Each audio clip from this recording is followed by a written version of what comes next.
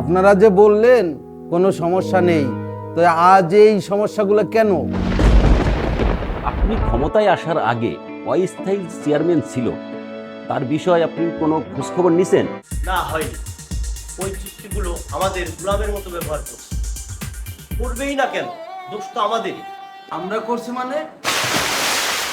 ইউনিয়নবাসী করছে, এর পিছনে তাদের অর্থ ব্যবহার করেছে। এখন উপায়? উপায় এখন কে খুঁজবে? খেলতে দিন, এই সময় উপায় খুঁজে লাভ নেই, সময় সব বলে দেবে।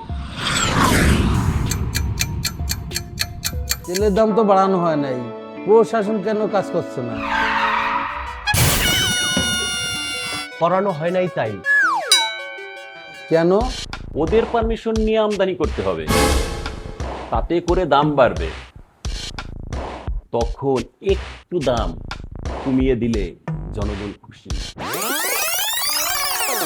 এমন চললে 4-5 মাসের ভিতরে আমরা পাক ইউনিয়নে পরিণত হব।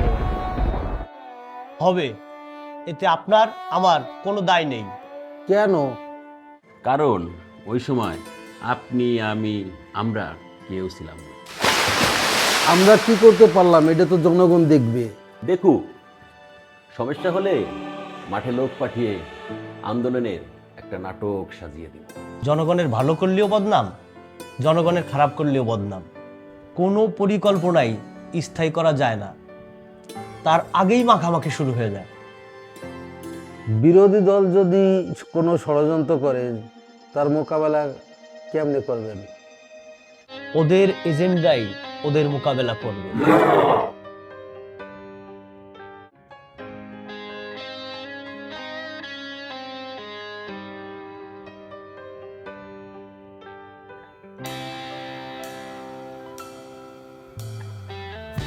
বলি ঠিক আছে, আপনারা কাজ চালিয়ে যান, ইনশাল্লাহ।